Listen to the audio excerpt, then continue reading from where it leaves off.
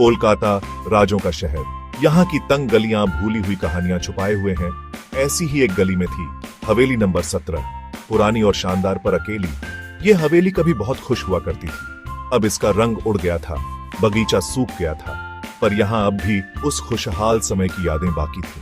इस हवेली में रहती थी नफीसा बेगम, उम्र 80 साल, जिंदगी यहीं गुजरी थी। नफीसा बेगम ने इस हवेली में कहुशी और गम दोनों देखे थे। अब वो अकेली थी। सारा दिन वो अपनी खिड़की से बाहर देखती रहती थी, दुनिया को आते जाते देखा करती थी। नफीसा बेगम की एक पोती थी, सारा। सारा अमेरिका में रहती थी। वो एक सक्सेसफुल सॉफ्टवेयर इंजीनियर थी। नफीसा बेगम को सारा पर बहुत गर्व था, पर वो उसे बहुत याद करती थी। हर हफ्ते फोन पर बात होती थी, पर पास होने जैसा तो नहीं था। नफीसा बेगम को सारा के वापस आने का इंतजार था। हवेली में उसकी हंसी की आवाज के लिए तरसती थी। उन्हें उस दिन का इंतजार था जब हवेली फिर से खुशियों से भर जाएगी। हर दिन नफीसा बेगम इंतजार करती थी।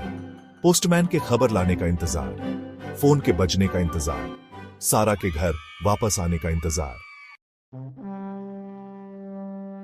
एक दिन दरवाजे पर दस्तक हुई। नफीसा बेगम हैरान हुई। उन्हें किसी का इंतजार नहीं था। उन्होंने दरवाजा खोला। बाहर एक छोटा सा लड़का खड़ा था। वो दुबला पतला और परेशान लग रहा था। क्या मैं आपकी मदद कर सकती हूं? नफीसा बेगम ने पूछा।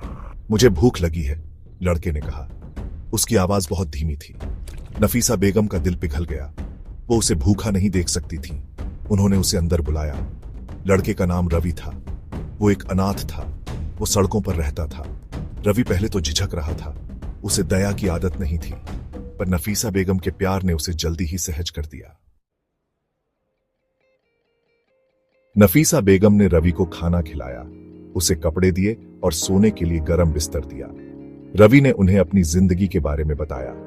नफीसा बेगम ध्यान से सुनती रहीं। उन्होंने उसे सांत्वना और उम्मीद के 2 शब्द कहे। रवि हर दिन हवेली आने लगा। वो नफीसा बेगम के घर के कामों में मदद करता था, उनके लिए किताबें पढ़ता था, घंटों बातें करते थे। रवि ने नफीसा बेगम की जिंदगी के एम्प्टीनेस को भर दिया। उसने हवेली में फिर से हंसी वापस ले आई। नफीसा बेगम फिर से जवान महसूस करने लगी। एक दिन सारा घर आई। रवि को देखकर वो हैरान रह गई। नफीसा बेगम ने उसे सब कुछ बताया। सारा रवि की आभारी थी। उसने उसकी दादी को वो दिया जो वो नहीं दे सकती थी, कंपेनियनशिप। हवेली अब अकेली नहीं थी। यहां हंसी और बातचीत की आवाजें गूंज रही थी। सारा, नफीसा बेगम और रवि एक परिवार थे। उन्होंने एक दूसरे को एक ऐसी जगह पाया था जहां उन्हें उम्मीद नहीं थी।